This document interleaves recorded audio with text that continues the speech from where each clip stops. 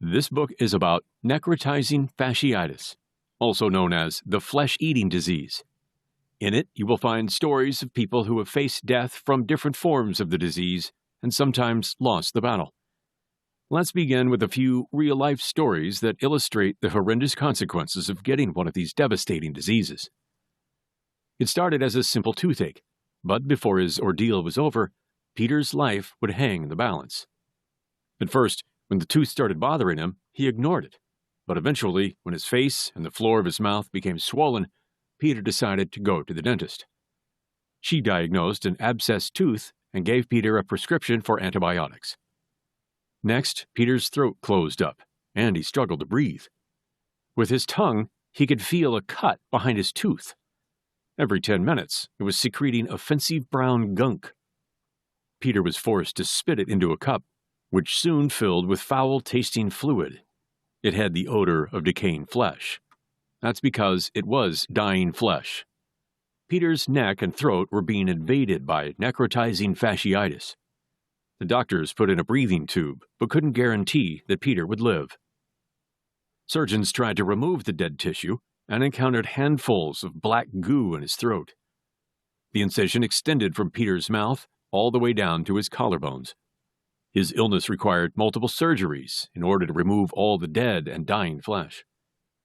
Peter was left with a gaping hole in his throat, exposing his muscles and even his esophagus. For the wound to heal properly, he had to have muscle and skin grafts from his chest.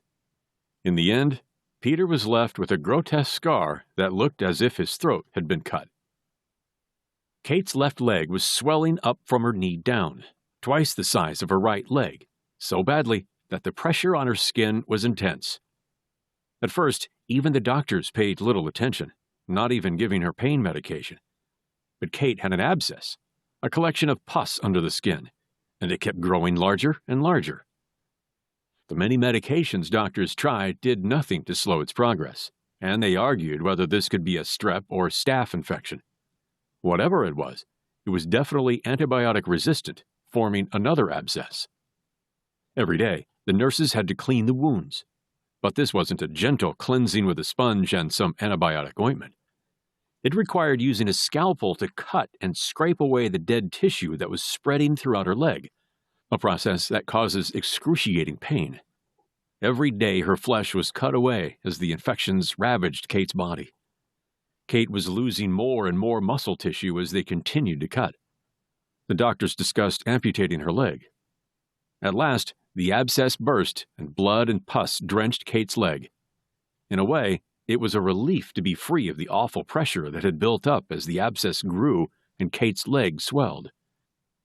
After 2 months of terrifying symptoms and painful treatments, Kate finally was able to go home. She had just survived necrotizing fasciitis, a deadly disease that could easily have killed her.